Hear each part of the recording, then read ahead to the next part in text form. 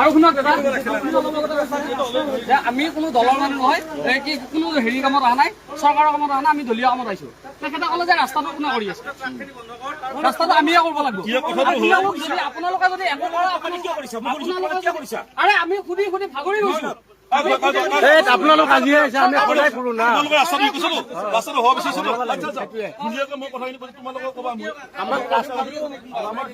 একো প্ৰব্লেম নাই। আচ্ছা, কথাটো হ'ল এই ৰাস্তাটো তোমালোকে কোনে বনোৱা বুলি কৈছে?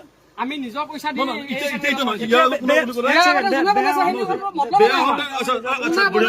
চৰকাৰে বনাইছে। কোন চৰকাৰে বনাইছে, কিয় বনাইছে, তোমালোকে নিজে ৰাস্তাটো আমাৰ, ৰাস্তাটো আমাৰ অহা যোৱা কৰা ৰাস্তা। চৰকাৰে কি কৰিলে আপুনি কৈ আছে, আপুনি কৈ আছে 15 বছৰ কি কৰিলা বিনয় চকীয়া? 15 বছৰ বিনয় চকীয়া কি কৰিলা?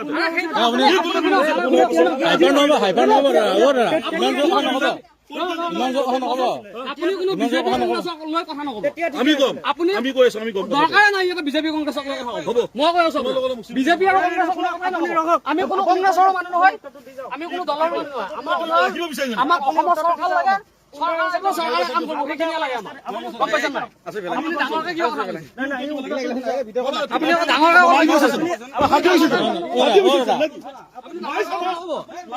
আপুনি ডাঙৰকে কথা কৈছে দেখোন।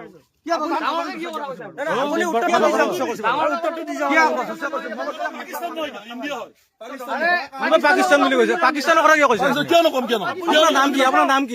আপোনাৰ নাম কি? আপোনাৰ নাম কি?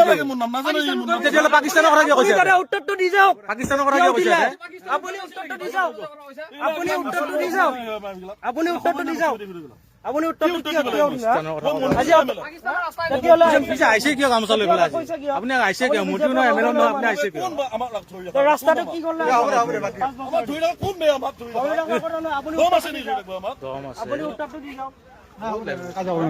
তাৰ ফল পাই যাবা। আপুনি উত্তৰটো দি যাওক। আপুনি লাজ লাগিব লাগিছিলে। লাজ লাগিব লাগিছিলে। লাজ লাগিব লাগিছিলে। চৰকাৰে জিকি যাৱাৰ পিছত জিকি যাৱাৰ পিছতো গুৰুত্ব নাই চৰকাৰ।